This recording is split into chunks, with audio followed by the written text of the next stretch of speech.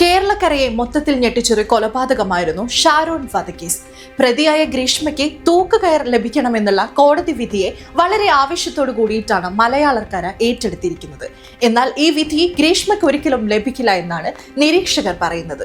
കാരണം 1955 ശേഷം ഇന്ത്യയിൽ ഒരു സ്ത്രീ പോലും തൂക്കിലേറ്റപ്പെട്ടിട്ടില്ല.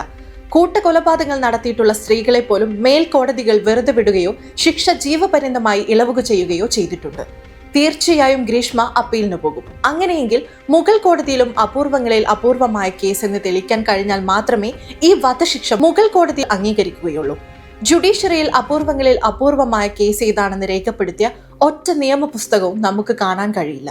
അങ്ങനെയാകുമ്പോൾ ഗ്രീഷ്മയ്ക്ക് ലഭിക്കുക ജയിൽ ശിക്ഷ മാത്രമായിരിക്കും. വിശ്വാസത്തിൽ വിഷം വിളമ്പിയ തന്റെ തെറ്റിൽ പശ്ചാത്താപമില്ലാത്ത ഗ്രീഷ്മയ്ക്ക് നേരെ നീതി ദേവത കണ്ണടയ്ക്കുമോ എന്ന് നമുക്ക് കണ്ടു തന്നെ അറിയാം.